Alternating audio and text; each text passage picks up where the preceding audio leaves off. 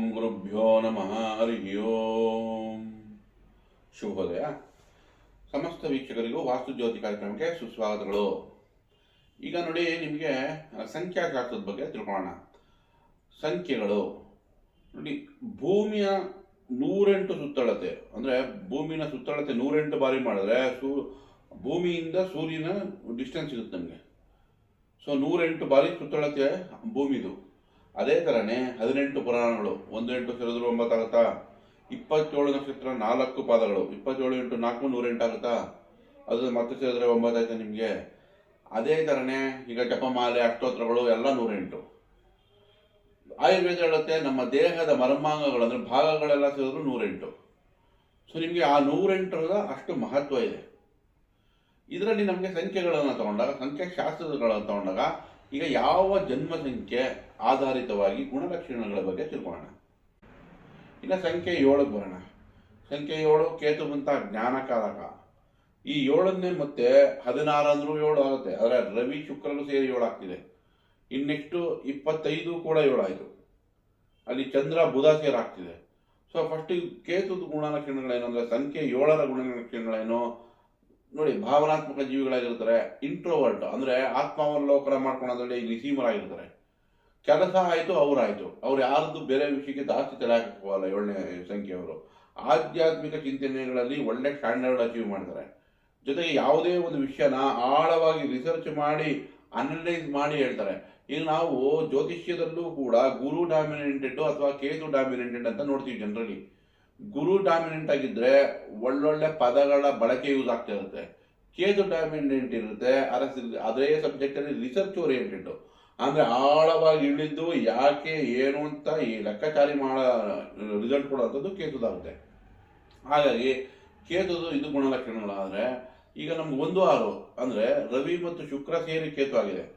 So ಅದು ನಮಗೆ ಶುಭ ಫಲ ತಂದು ಕೊಡುತ್ತೆ. ಅವರು ಅಧಿಕಾರ ಇರ್ತಾರೆ, ಆದರೆ ಆ ಅಧಿಕಾರನ ದುರುಪಯೋಗ ಪಡಿಸ್ಕೊಳಲ್ಲ, ಶ್ರದ್ಧೆಯಿಂದ ಮಾಡ್ತಾರೆ. ಲಂಚ ಗಿಂಚ ಕೇಳೋವಂಥವ್ರಲ್ಲ. ಅವ್ರು ಮುಂದೆ ಹಣಕಾಸು ತುಂಬ ಓಡಾಡುತ್ತೆ, ಮನೆಗೆ ಬರಲ್ಲ. ಈ ಶುಕ್ರ ಮತ್ತು ಕೇತುದು ಕಾಂಬಿನೇಷನ್ ಹೆಂಗೆ ಒಂಥರ ಸೇಂಟು ಸನ್ಯಾಸಿ ಯೋಗ ಇದ್ದಂಗೆ. ಶುಕ್ರ ಆಗಿರೋದ್ರಿಂದ ದುಡ್ಡು ಕಾಣುತ್ತೆ, ಆದರೆ ಮನೆಗೆ ತನಕ ಬರಲ್ಲ. ಸೊ ಈಗ ಮತ್ತೆ ಇವರಿಗೆ ಪೂಜೆ ಆಕ್ಟಿವೇಟ್ ಮಾಡಬೇಕು ಡಿಸಿಪ್ಲಿನ್ಗೆ. ಇಲ್ಲ ಅಟ್ಲೀಸ್ಟ್ ಗುರುನಾದರೂ ಆಕ್ಟಿವೇಟ್ ಮಾಡಬೇಕು, ಅದನ್ನು ಹೆಂಗೆ ಹ್ಯಾಂಡಲ್ ಮಾಡೋದು ಅಂತ ತಿಳ್ಕೊಳಕ್ಕೆ. ಸೊ ನಂತರ 25 ತಗೊಳ್ಳಿ, ಚಂದ್ರ ಬುಧ ಆಯಿತು. ಸೊ ಇದು ಮತ್ತೆ ಭಾವನೆಗಳಿಂದ ಖರ್ಚು ಮಾಡೋವಂಥದ್ದು. ಲೆಕ್ಕಾಚಾರ ಇರುತ್ತೆ, ಭಯ ಜಾಸ್ತಿ ಉಂಟು ಮಾಡೋದು. ಎಲ್ಲ ಕೆಲಸದಲ್ಲೂ ಭಯ ಉಂಟು ಮಾಡುತ್ತೆ. ಸೊ ಆ ಭಯ ನಿವಾರಣೆ ಮಾಡೋಕ್ಕೆ ಮತ್ತೆ ಕುಜನ ಆಕ್ಟಿವೇಟ್ ಮಾಡಬೇಕು.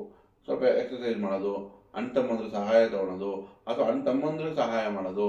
ಇದರಿಂದ ನೀವು ಕುಜನ ಯಾವಾಗ ಎವ್ರಿ ಡೇ ದಿನನಿತ್ಯ ಸ್ವಲ್ಪ ಕೆಲಸಕ್ಕೆ ತರ್ತೀರೋ ಅಥವಾ ಅವ್ರು ಚೆನ್ನಾಗಿಟ್ಕೋತಿರೋ, ನಿಮಗೆ ಕೆಲಸ ಕಾರ್ಯಗಳು ಚೆನ್ನಾಗಾಗುತ್ತೆ. 2026 ತೊಗೊಂಡ್ರೆ 1 6 ಆಯಿತು. ಸೊ ವಿಶೇಷವಾಗಿ ಅಧಿಕಾರ ಸಿಗುತ್ತೆ, ಒಂದು ಕೀರ್ತಿ ಸಿಗುವಂಥ ಈ ನಮಗೆ 5 ತಿಂಗಳಲ್ಲಿ ಇದನ್ನೇ ಅಪೇಕ್ಷಿಸಬಹುದು. ಇನ್ನು ಸಂಖ್ಯೆ 7ಕ್ಕೆ ವಿಶೇಷವಾಗಿ 1 ಸೇರೋದ್ರಿಂದ ಆಧ್ಯಾತ್ಮಿಕದಲ್ಲಿ ಉನ್ನತಿ ಕಾಣಬಹುದು. ಸೊ ನಿಮಗೆ ಈ ರಿಸರ್ಚಲ್ಲಿ ಇದು 5 ತಿಂಗಳಲ್ಲಿ ಒಳ್ಳೆ ರಿಸಲ್ಟ್ ಬರುವಂಥ ಚಾನ್ಸು. ಏನಾದರೂ ಹುಡುಕಾಡ್ತಿದ್ರೆ ಪಾಸಿಟಿವ್ ರಿಸಲ್ಟ್ ಬರುತ್ತೆ. ಆತ್ಮಾವಲೋಕನೆ ಅಥವಾ ಆಧ್ಯಾತ್ಮಿಕ ಚಿಂತನೆಯಲ್ಲಿ ಉನ್ನತಿ ಪಡೆಯುವಂಥ ಈ ನಮಗೆ 5 ತಿಂಗಳು ಆಗುತ್ತೆ ಈ ವರ್ಷದ್ದು. ಒಳ್ಳೆಯದಾಗಿ ಸಂಖ್ಯೆ 8 ನೋಡಿ. ಸಂಖ್ಯೆ 8 ಅಂತಂದರೆ ಶನೈಶ್ವರಂದಾಯಿತು. 17 ಅಂದರೂ ಶನೈಶ್ವರಂದಾಗುತ್ತೆ. ಹಾಗೆ 26 ಅಂದರೂ ಶನೈಶ್ವರಂದಾಗುತ್ತೆ. ಸೊ 8ರದ್ದೇನೋ ಸ್ವಲ್ಪ ನಿಧಾನ ಆದರೂ ಪ್ರಧಾನವಾಗಿ ಬರ್ತಾರೆ. ಇಂಡಸ್ಟ್ರಿಯಲಿಸ್ಟ್ಗಳು ಎಲ್ಲ ದೊಡ್ಡದು ಪ್ಲಾನಿಂಗ್ ಇರುತ್ತೆ ಅವ್ರದ್ದು. ನಿಧಾನವಾಗಿ ಯೋಚನೆ ಮಾಡ್ತಾರೆ, ಹಂಗೆ ಎಕ್ಸಿಕ್ಯೂಟಿವ್ ಮಾಡ್ತಾರೆ. ಲಾ ಎಲ್ಲ ಕೆಲಸ ಮಾಡೋರು ಹೇಳಿದ ಕೆಲಸ ನಿಷ್ಠೆಯಿಂದ ಮಾಡ್ತಾರೆ. ಸೊ ಡಿಸಿಪ್ಲಿನ್ ಚೆನ್ನಾಗಿರುತ್ತೆ, ಒಂದು ಅಧಿಕಾರದಲ್ಲಿ ಬರ್ತಾರೆ. ಆದರೆ ಇವ್ರು ಎಲ್ಲರದ್ದು ಏನಂದರೆ 30 35 ವರ್ಷದ ನಂತರ ಏಳಿಗೆ. ಸಣ್ಣ ವಯಸ್ಸಲ್ಲೇ ಸ್ವಲ್ಪ ಏಳಿಗೆ ಕಷ್ಟ ಆಗುತ್ತೆ. ಸಣ್ಣ ವಯಸ್ಸಲ್ಲಿ ಕಷ್ಟಪಟ್ಟು ಬರ್ತಾ ಚೆನ್ನಾಗಿ ಒಳ್ಳೆ ಅಧಿಕಾರಕ್ಕೆ ಹೋಗುವಂಥ ಈ 8ನೇ ಮನೆ ಸಂಕೇತ. ಸೊ 8 ಆಗ್ಬೋದು. ಇನ್ನು ನೆಕ್ಸ್ಟ್ ನೀವು 17ಕ್ಕೆ ಬನ್ನಿ. ಇಡೀ ಸೂರ್ಯ ಕೇತುವಾಗಿ ಶನೈಶ್ವರ ಆಗೋದು. ಇವರು ಒಂಥರ ಸನ್ಯಾಸಿ ಯೋಗ ಥರ. ಯಾವಾಗ ನಮಗೆ ಆತ್ಮಕಾರಕ ಜ್ಞಾನಕಾರಕ ಸೇರ್ಕೊಂಡ್ಬಿಡುತ್ತೋ, ಒಂಥರ ಆಧ್ಯಾತ್ಮಿಕ ಚಿಂತನೆ ಜಾಸ್ತಿ ಇರುತ್ತೆ. ನ್ಯಾಯ ಧರ್ಮದ ಕಡೆ ಇರ್ತಾರೆ. ಒಂಥರ ರಿಸರ್ಚ್ ಓರಿಯೆಂಟೆಡ್ ಆಗಿರ್ತಾರೆ. ಅಧಿಕಾರ ಇದ್ದರೂ ಕೂಡ ಅವರು ಅವ್ರದ್ದೇ ಚಿಂತನೆ ಇರ್ತಾರೆ. ಸೊ ಹಾಗಾಗಿ ಇವರಿಗೆ ಇಲ್ಲಿ ನಮಗೆ ಗುರು ಆಕ್ಟಿವೇಶನ್ ಇಂಪಾರ್ಟೆಂಟು. ಸೊ ಗುರು ತತ್ವನ ತರಬೇಕು. ಸಾತ್ವಿಕ ಆಹಾರ, ಸಾತ್ವಿಕ ಸತ್ಸಂಗ ಇದನ್ನೆಲ್ಲ ಇಟ್ಕೊಂಡ್ರೆ ಇವರಿಗೆ ಪರಿಹಾರ ಚೆನ್ನಾಗಿದೆ. ಇನ್ನು 26ಕ್ಕೆ ಬನ್ನಿ, ಚಂದ್ರ ಶುಕ್ರರ ಯುತಿ. ಅವ್ರು ದುಡ್ಡು ಉಳಿಸೋದು ಕಷ್ಟ ಆಗುತ್ತೆ. ಈಗ ಎಷ್ಟೇ ಎಂಟು ಟೋಟಲ್ 8 ಆಗಿರೋದ್ರಿಂದ ನಿಷ್ಠೆ ಡಿಸಿಪ್ಲಿನ್ ಎಲ್ಲ ಇದ್ರೂ ಕೂಡ ಒಂಥರ ಕಷ್ಟ. ಬೇಗ ಶಾಪಿಂಗ್ ಇನ್ವಾಲ್ವ್ ಆಗೋದು, ಖರ್ಚು ಮಾಡಿಬಿಡೋದು ದುಡ್ಡನ್ನ. ಆ ದುಡ್ಡನ್ನ ಉಳಿಸೋಕೆ ಇವ್ರಿಗೆ ಮತ್ತೆ ಬುಧ ಆಕ್ಟಿವೇಶನ್ ಬೇಕು.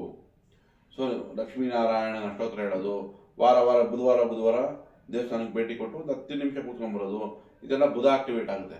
ಸೋದರ ಮಾವು ಏನಾದರೂ ಸಿಹಿ ತಿಂಡಿ ಕೊಡೋದು, ಇದೆಲ್ಲ ಬುಧ ಜಾಗೃತಿಗೊಳಿಸಿ ನೀವು ಕೆಲಸ ಕಾರ್ಯಗಳು ಹಣಕಾಸು ಬ್ಯಾಲೆನ್ಸ್ ಮಾಡ್ಬೋದು 26 ಇನ್ನು ಟೋಟಲ್ ಶನೇಶ್ವರ ಅಂದರೆ 8ನೇ ಮನೆಗೆ ಬ್ಯಾಲೆನ್ಸ್ ಬೇಕು ಅಂತಂದರೆ 8ಕ್ಕೆ ನಮಗೀಗ ಗುರು ಆಕ್ಟಿವೇಟ್ ಮಾಡಿದ್ರು ಒಳ್ಳೆಯದಾಗುತ್ತೆ, ಬುಧ ಮಾಡಿದ್ರು ವ್ಯಾಪಾರಕ್ಕೆ ಒಳ್ಳೆಯದಾಗುತ್ತೆ, ಪೂಜಾ ಮಾಡಿದ್ರು ಕೂಡ ಕೆಲಸ ಕಾರ್ಯಗಳಲ್ಲಿ ಒಂದು ಡಿಸಿಪ್ಲಿನ್ ಬರುತ್ತೆ, ಅಥವಾ ಒಂದು ಹುಮ್ಮಸ್ಸು, ಒಂದು ಫೈರ್ ಎಲಿಮೆಂಟ್ ಬರುತ್ತೆ, ಅದು ಕೂಡ ನಿಮಗೆ ಸಹಾಯಕ ಇರ್ಬೋದು. ಇನ್ನು ಶುಭ ಬಣ್ಣ ಶನೈಶ್ವರನಿಗೆ ಅಂದರೆ ನಂಬರ್ 8ಗೆ ಶುಭ ಯಾವುದು? 5 ಹಸಿರು, 6 ಶುಕ್ರ ಬಿಳಿ. ಸೊ ಇದು ನಿಮಗೆ ಆಮೇಲೆ ರಾಹು ಕಂದು ಬಣ್ಣ, ಇದೆಲ್ಲ ನಿಮಗೆ ಅನುಕೂಲ ಮಾಡಿಕೊಡುತ್ತೆ ನಂಬರ್ಗಳು. ಈವನ್ ಗುರುಗೆ ಯಾರು ಶತ್ರು ಅಲ್ಲದೆ ಇರೋದ್ರಿಂದ ಹಳದಿ ಕೂಡ ಯೂಸ್ ಮಾಡ್ಬೋದು. ಸೊ ಹಾಗೆ ನಮಗೀಗ ಸಂಖ್ಯೆಗಳನ್ನು ತಗೊಂಡು ಸೇಮು 3, 5, 6, 8, 4 ಇದೆಲ್ಲ ಸಂಖ್ಯೆಗಳು ಇವ್ರಿಗೆ ಅನುಕೂಲ ಮಾಡಿಕೊಡುತ್ತೆ. ಇನ್ನು ವಾರಗಳು ತೊಗೊಂಡ್ರು ಅಷ್ಟೇ, ಶನಿವಾರಕ್ಕೆ ಶುಕ್ರವಾರ, ಬುಧವಾರ, ಆಮೇಲೆ ಸೋಮವಾರ ಆಗಲ್ಲ, ಮತ್ತೆ ಬರೋಣ ವಾರಗಳಿಗೆ. ಬುಧವಾರ ಆಗ್ಬೋದು, ಶನಿವಾರ ಆಗ್ಬೋದು, ಹಾಗೆ ಬುಧವಾರ ಶುಕ್ರವಾರ ಶನಿವಾರ ಈ ವಾರಗಳು ಅನುಕೂಲಕರವಾಗಿರುತ್ತೆ. ಇನ್ನು ಸಂಖ್ಯೆ 9ಕ್ಕೆ ಬರೋಣ. ಸಂಖ್ಯೆ 9ಕ್ಕೆ ವಿಶೇಷವಾಗಿ ಕುಜುಂದು. ಸೊ 18 ಅಂದ್ರೂ 9, 27 ಅಂದ್ರೂ 9. ಸೊ ಈ 9ರ ವಿಶೇಷತೆ ಏನು? ಧೈರ್ಯ, ಸಾಹಸ ಹೆಚ್ಚು, ಆಮೇಲೆ ಮುಂದಾಳತ್ವ ವಹಿಸೋರು, ಲೀಡರು, ಕಮಾಂಡ್ರು. ಅಗ್ನಿತತ್ವ ಆಗಿರೋದ್ರಿಂದ ಹೇಳಿದ ಕೆಲಸ ತುಂಬ ಬೇಗ ಮಾಡಿಬಿಡ್ತಾರೆ, ಆದರೆ ಚಿಂತೆ ಮಾಡಲ್ಲ, ಅದರ ಪ್ಲಾನಿಂಗ್ ಇರಲ್ಲ. ಸೊ ಇವರಿಗೆ ಗುರುವಿನ ಆಶೀರ್ವಾದ ಇದ್ದರೆ ಒಳ್ಳೆ ಲೀಡರ್ ಆಗ್ತಾರೆ. ಸೊ ಇವ್ರನ್ನ 3ನೇ ಸಂಖ್ಯೆ ಅವ್ರನ್ನ ಜೊತೆ ಇಟ್ಕೊಳ್ಳೋದು, ಸಾತ್ವಿಕ ಆಹಾರ ತೊಗೊಳೋದು, ಜೊತೆಗೆ ಸತ್ಸಂಗದಲ್ಲಿರೋದು, ಒಳ್ಳೆ ಅಟ್ಮಾಸ್ಫಿಯರಲ್ಲಿದ್ದರೆ ಇವರು ಕೂಡ ಮಾನಸಿಕವಾಗಿ ಸ್ಟೇಬಲ್ ಇರ್ತಾರೆ. ಇಲ್ಲಾಂದರೆ ಇವ್ರನ್ನ ಕಂಟ್ರೋಲ್ ಮಾಡೋದು ಕಷ್ಟ. ಜಾಸ್ತಿ ವೀಲಿಂಗ್ ಮಾಡೋಕ್ಕೊಟ್ಟೋಗೋದು, ಅಥವಾ ಟ್ರೆಕ್ಕಿಂಗ್ ಹೋಗ್ತೀನಿ, ಅಲ್ಲಿ ಹೋಗ್ತೀನಿ, ಸಾಹಸದ ಆಸ್ತಿ ಇರುತ್ತೆ ಇವ್ರಿಗೆ 9ಕ್ಕೆ. ಇನ್ನು ನೆಕ್ಸ್ಟ್ ಅದೇ ಥರನೇ ಬನ್ನಿ, ನಮಗೆ 18 ಇಲ್ಲಿ ಸೂರ್ಯ ಮತ್ತು ಶನಿ ಈ 2 ಕಾಂಬಿನೇಷನ್ ಇದ್ದಾಗ ಪ್ಲಾನಿಂಗು ಇರುತ್ತೆ, ಕೆಲಸದಲ್ಲಿ ನಿಷ್ಠೆನೂ ಇರುತ್ತೆ, ಲಾಯಲ್ಲೂ ಇರ್ತಾರೆ. ಇವ್ರ ಅಡ್ವಾಂಟೇಜ್ ಜಾಸ್ತಿ ಇದೆ. ಬಟ್ ಒಂದೇ ವಿಷಯ ಏನಂದರೆ ಹೆಲ್ತ್ ವಿಷಯದಲ್ಲಿ ಗಮನ ತರಬೇಕು. ಅದಕ್ಕೆ 3ನ್ನ ಜಾಗೃತಿಗೊಳಿಸ್ಕೋಬೇಕು. ಇವರು 3ರ ಸಂಖ್ಯೆಯವ್ರನ್ನ ಉಪಯೋಗಿಸ್ಕೊಳ್ಳೋದಾಗಲಿ, ಅಥವಾ ಹಳದಿ ತಿರ್ಗಾ ಇಟ್ಕೊಳೋದು, ಅಥವಾ ಅಡಿಗೆಯಲ್ಲಿ ಅರಿಶಿನ ಯೂಸ್ ಮಾಡೋದು, ಇದೆಲ್ಲ 3ರ ಜಾಗೃತಿ ಆಗುತ್ತೆ. ಇನ್ನು ಅದೇ ಥರನೇ ನಮ್ಗೆ 27ಕ್ಕೆ ಬಂದರೆ ಚಂದ್ರ ಕೇತು. ಇದರಲ್ಲಿ ಏನಾಗುತ್ತೆ? ಕೋಪ ತಾಪ ಇದೆ, ಆದರೆ ಭಾವನೆಗಳು ಜಾಸ್ತಿ ಆಗೋಯ್ತು, ಒಂಥರ ಆಧ್ಯಾತ್ಮಿಕ ಚಿಂತನೆ ಜಾಸ್ತಿ ಆಗೋಯ್ತು, ಎಮೋಷನ್ಸ್ ಜಾಸ್ತಿ ಆಗೋಯ್ತು. ಇವರು ಸ್ವಲ್ಪ ಕಂಟ್ರೋಲ್ ಮಾಡೋದು ಕಷ್ಟ. ಅನ್ಲೆಸ್ ಗುರು ಬಂದರೆ ಮಾತ್ರ ಇವ್ರನ್ನ ಸ್ವಲ್ಪ ಬ್ಯಾಲೆನ್ಸ್ ಮಾಡುತ್ತೆ. ಸೊ ಗುರು ನೆಂಗೆ ತೊಗೊಂಬರೋದು, ಹಳದಿ ಯೂಸ್ ಮಾಡೋದು, ಹಳದಿ ತಿಲಕ ಇಟ್ಕೊಳ್ಳೋದು, ಅಡುಗೆಗೆ ಹಳದಿ ಯೂಸ್ ಮಾಡೋದು, ಸತ್ಸಂಗ, ಸಾತ್ವಿಕ ಆಹಾರ, ಅವಾಗ ಇವ್ರಿಗೆ ಸ್ವಲ್ಪ ಕಂಟ್ರೋಲಿಂಗಲ್ಲಿ ಇರ್ತಾರೆ. ಸೊ ಓವರ್ ಆಗಿ ತೊಗೊಂಡ್ರೆ 9ನೇ ಸಂಖ್ಯೆಯಲ್ಲಿ ಹುಟ್ಟಿದವ್ರಿಗೆ ಈಗ 2026 ರವಿ ಜೊತೆ ಸೇರುತ್ತೆ 1 ಬಂದಾಗ. ಸೊ ವಿಶೇಷವಾಗಿ ಇವರಿಗೆ ಅಧಿಕಾರ ತಂದ್ಕೊಡೋ ಅಂತ ಈ ಕೊನೆಯ 5 ತಿಂಗಳು ಒಳ್ಳೆ ಅಧಿಕಾರ ಸಿಗುತ್ತೆ, ಆರೋಗ್ಯ ವೃದ್ಧಿ ಆಗುತ್ತೆ. ಸೊ ಓವರ್ ಆಗಿ ಸಂಖ್ಯೆ 9 ಅಥವಾ 27 ಆಗಿರ್ಬೋದು, 18 ಆಗಿರ್ಬೋದು, ಈಗ ಇನ್ನು 5 ತಿಂಗಳು ವಿಶೇಷವಾಗಿ ಪಾಸಿಟಿವ್ ರಿಸಲ್ಟೇ ಕೊಡುತ್ತೆ. ಸೊ ಇನ್ನು ಮುಂದಿನ ಸಂಚಿಕೆಯಲ್ಲಿ ಇನ್ನು ಸಂಖ್ಯಾಶಾಸ್ತ್ರದ ಮಿಕ್ಕ ಭಾಗಗಳ ಬಗ್ಗೆನೂ ತಿಳ್ಕೊಳ್ಳೋಣ. ಒಳ್ಳೆಯದಾಗಲಿ. ದಯವಿಟ್ಟು ವಿಡಿಯೋ ಇಷ್ಟ ಆದಲ್ಲಿ ಲೈಕ್ ಮಾಡಿ, ಶೇರ್ ಮಾಡಿ, ಸಬ್ಸ್ಕ್ರೈಬ್ ಮಾಡಿ. ಧನ್ಯವಾದಗಳು.